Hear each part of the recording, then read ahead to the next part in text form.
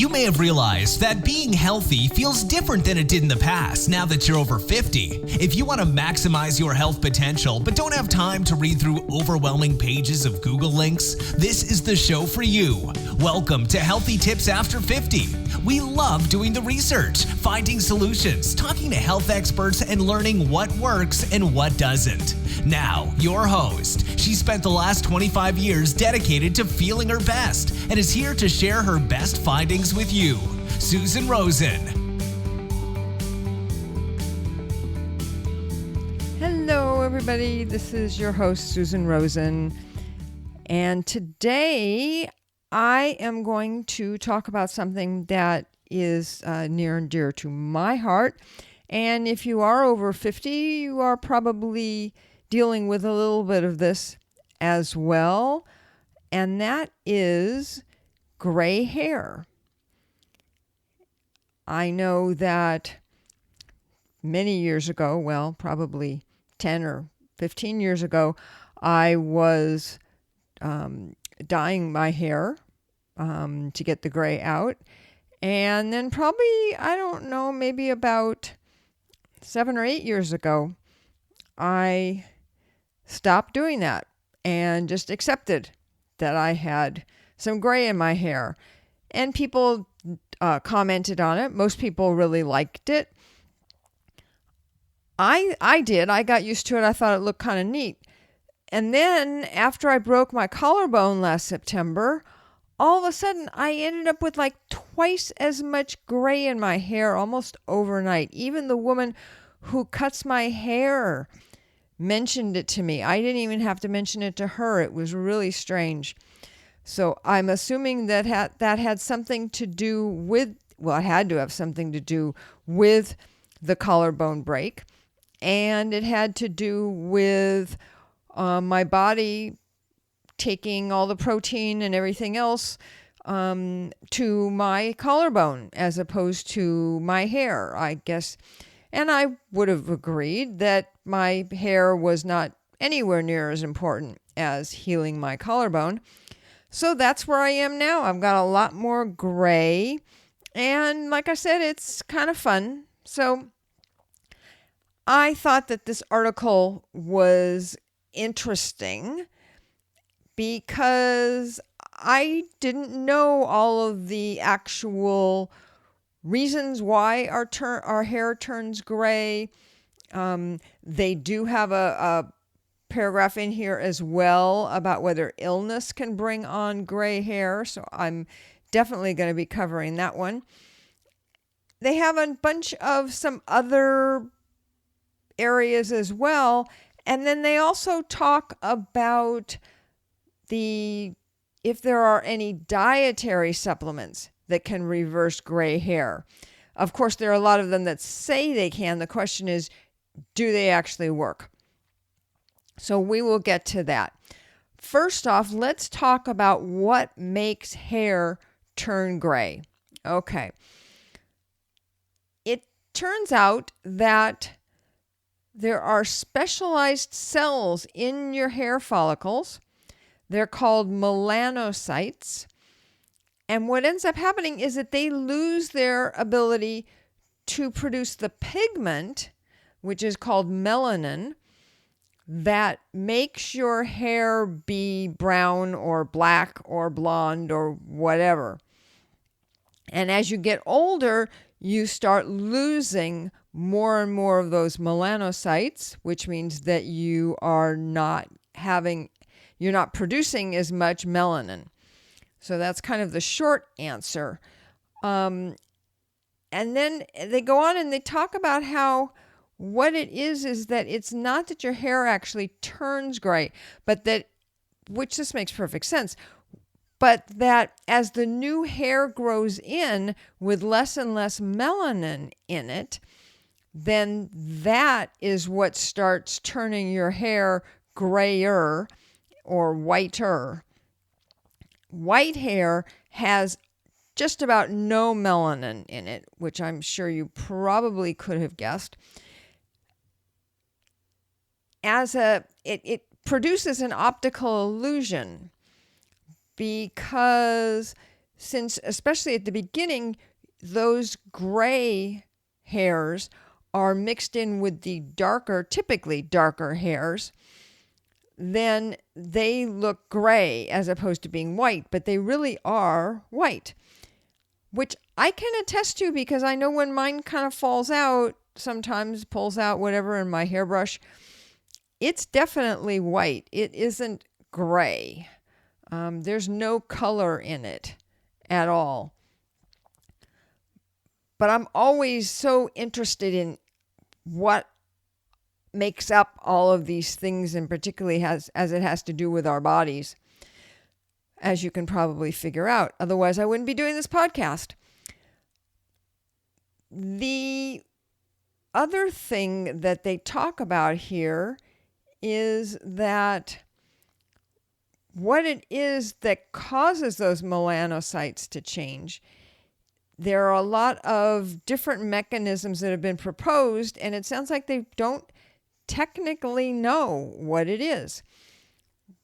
One that was in a paper in a journal posited that hair becomes gray from a buildup of hydrogen peroxide inside the follicle.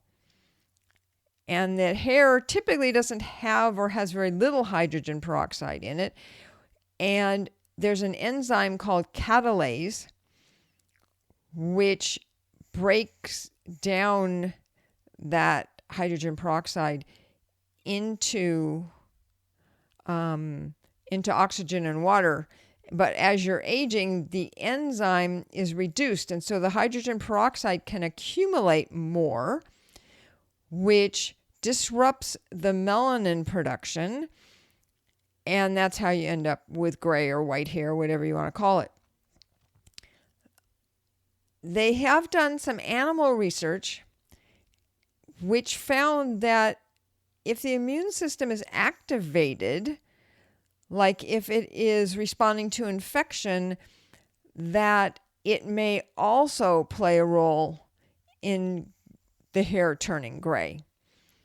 So that's kind of along the lines of what I was saying with my collarbone.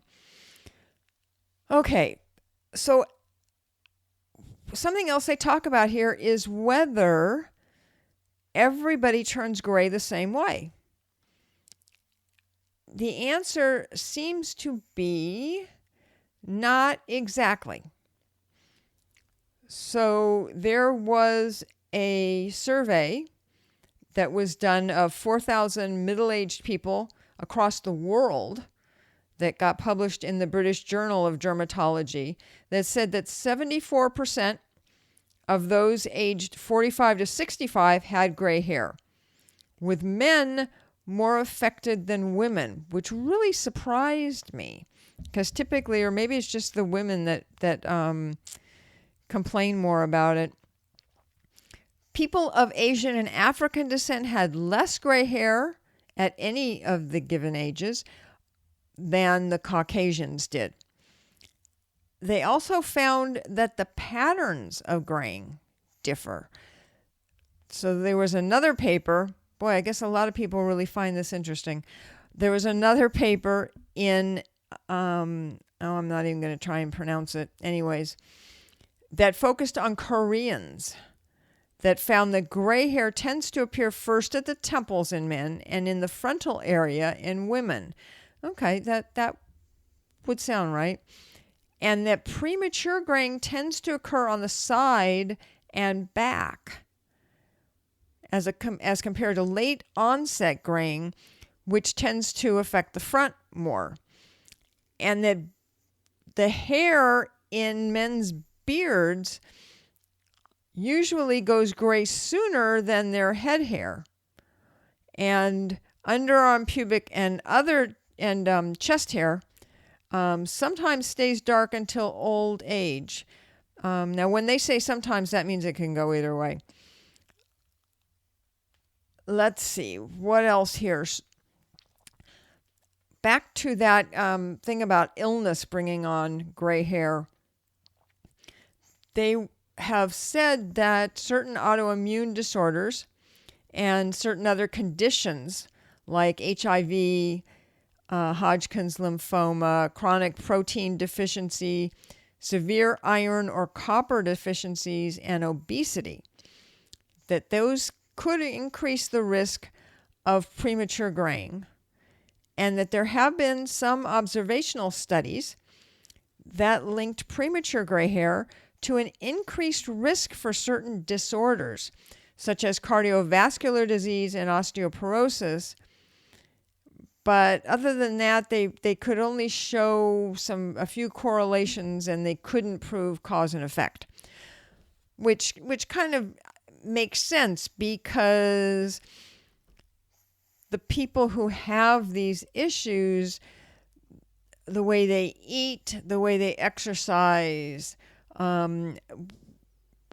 everything else about them, where they live, none of that is going to be the same across everyone. And so I think there's just way too many variables for them to pick one and say, oh, that's the one. Okay. Next is about stress. And they talk about people who have just overnight gone gray or gone white. They say that graying does have a genetic basis, and that stress can hasten, quote unquote, hasten its arrival. So they haven't, I can't talk today. They have a hypothesis, or maybe that's an hypothesis, that stress hormones lead to inflammation and free radical production, and that this in turn affects melanin production, or the bleaching of melanin. They say that as for quote unquote going white overnight, there's no hard proof. There's a lot of stories, there's historical reports, but nobody's got any actual proof. Two of the people who supposedly turned white the night before they were beheaded were Thomas More and Marie Antoinette. But again, it's, they don't really have some proof. It's more anecdotal. They do say that there could be a plausible explanation, and that could be that stress brings on hair loss, and that could specifically target the dark hair, which would leave only the white hair left. But that would be kind of bizarre, because it's not that people would just say that the hair had changed color. They would have said that half the hair was gone. So they don't really think that that's it. Although I guess they have also seen some cases of spontaneous repigmentation of hair. And again, they have no idea why. I guess someone will decide to get concerned about that and start looking into it even more. I had never heard of this one. There's a question that was answered about, does smoking cause hair to go gray earlier? Oh, that's interesting. It says smoking has actually consistently been linked to premature graying. In the Indian Dermatology Online Journal, they looked at more than 200 smokers, and they found that they were 2.5 times more likely to go prematurely gray before age 30 than non-smokers. Oh, I guess I was really lucky then. Don't smoke anymore, but I did when I was in my 20s and 30s. So, well, actually, just mostly 20s. And there was a second study in the Journal of the American Academy of Dermatology that linked smoking to premature graying in young men. They say that it's similar to the process that has been proposed for stress, where free radicals produced by the smoking could damage the cells that produce the melanin. They have a little piece here about embracing your gray. I certainly did that. I never got all that upset about it. My mother was totally gray by the time she passed away. I don't remember exactly when it got to that point, but then again, she was almost 96 when she passed. So it's not really surprising if she had had her hair gray like that probably for 10 or 15 years. One thing that they say is that you are better off loving your gray, mostly because there's a lot of harmful dye chemicals, and you would be using them on your hair unless you're very diligent about either the dye that you use or the dye that your hair person, stylist, uses. There are some out there that don't have any chemicals in it or don't have any of the dangerous chemicals in them. But obviously, by looking at the shelf in the drugstore, a lot of people are still using the old kind that have a lot of chemicals in them. So I would say go with the gray and embrace it. Let it be something that you can talk about with people. It's a great conversation opener.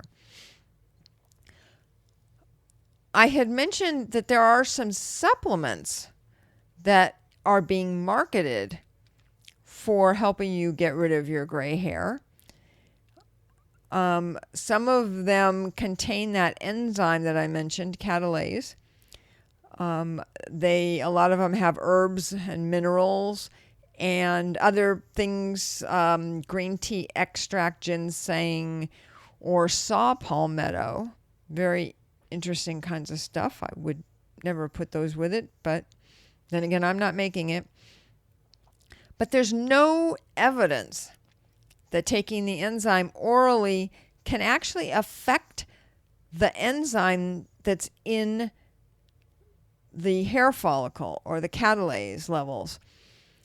And as they point out here, there's a really big assumption, which is that the enzyme even gets out of your stomach without your stomach acid just breaking it down and then absorbing it. Or breaking it down. And so it wouldn't get absorbed, because the acid obviously breaks it down much lower than smaller particles and stuff than what your system can use. So there are studies, again, mostly in Indian journals, that link premature gray hair before ages 20 to 30 with nutrient deficiencies. And those associations don't actually show causation. And that doesn't mean that those particular ingredients can't reverse the gray hair in older adults, but I think it's kind of questionable from what I'm seeing them talking about here. And as usual, the FTC has actually taken action against several marketers of these kinds of supplements. Some of those are, I love these names: Getaway Gray, Go Away Gray, Rise and Shine, and Gray Defense. And they have actually stopped these people from making their claims. And it looks like also have kind of put them out of commission, but they keep resurfacing same ingredients, but new names. So here are some of the new names: Bonnie Hair, Anti-Gray Hair 9000, and Gray Hair Rescind. I love it. They're making the same claims. It's got the same things in it. And they just repackaged it with a new name. Why am I not surprised? Okay. Well, that's the end of my gray hair talk.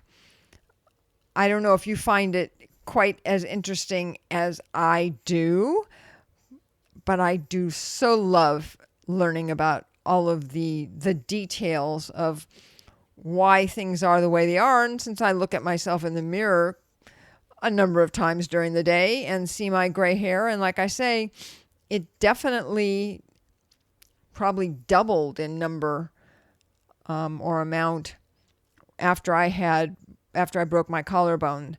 So I think there's probably something along with that stress, and I also think that my shoulder or my collarbone needed the protein, and because there is some protein that goes into your hair. But anyways, I am totally hypothesizing. The only thing I know is that it did become a much larger percentage of my hair that is gray or white, depending on whether it's in my brush or on my head. Okay, that is going to be it for this subject. I actually have an interview I'm going to be doing and recording for the podcast this coming week with someone who has a lot of experience in helping people with their diets and improving their diets. I thought it would be particularly interesting for all of us here.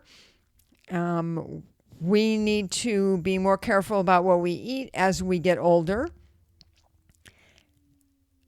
And so we will see what she has to say. I have talked to her, and very well educated, and has learned a lot, and has a coaching practice in helping people who need to change their diets in order to change their health. So I'm hoping that we will have that for next week's podcast. And then I have two more, one the following week and then one the first week of March. It's kind of fun to change up around here, and I will be looking for more people to come on the show. If you have anybody you want to recommend, please do send me a comment, or leave me a comment rather, or you can do that anywhere you listen, or you can do it on my website. That, I think, is going to be it for today. I will say that I am not a doctor, and this is not any sort of professional medical advice. Anything that you have questions about, you need to go and talk with your own physician.